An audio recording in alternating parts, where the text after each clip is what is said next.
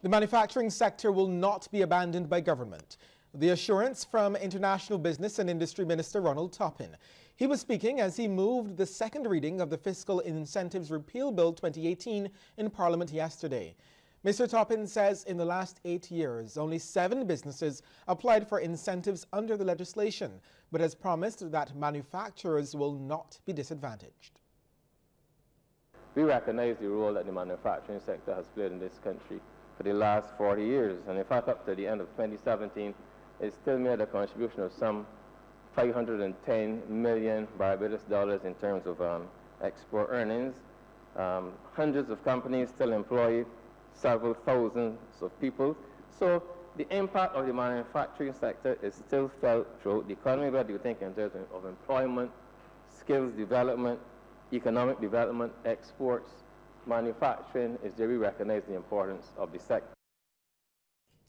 While some local bakeries have raised their prices in recent months due to changes in market conditions, the island's major biscuit manufacturer says for the moment, prices will remain stable.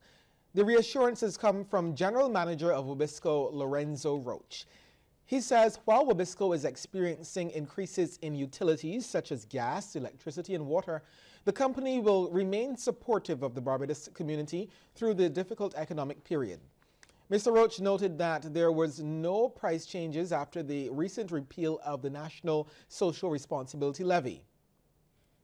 He says crackers such as Eclipse, Sodabix, Envita, Bermudez, Wheat Crisps, and Dixie were all included in the consumer basket of goods and therefore were not subject to the NSRL.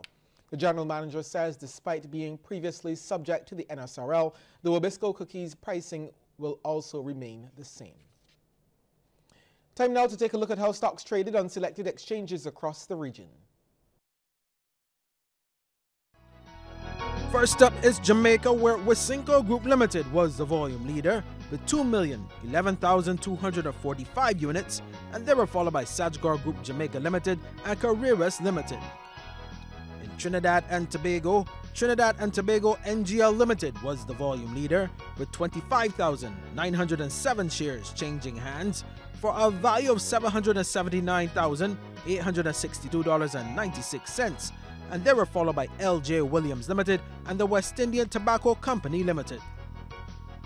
And here in Barbados, Goddard Enterprises Limited was the volume leader, trading 7,760 shares at $3.78 each, and they were followed by First Caribbean International Bank and Sajgar Financial Corporation Limited.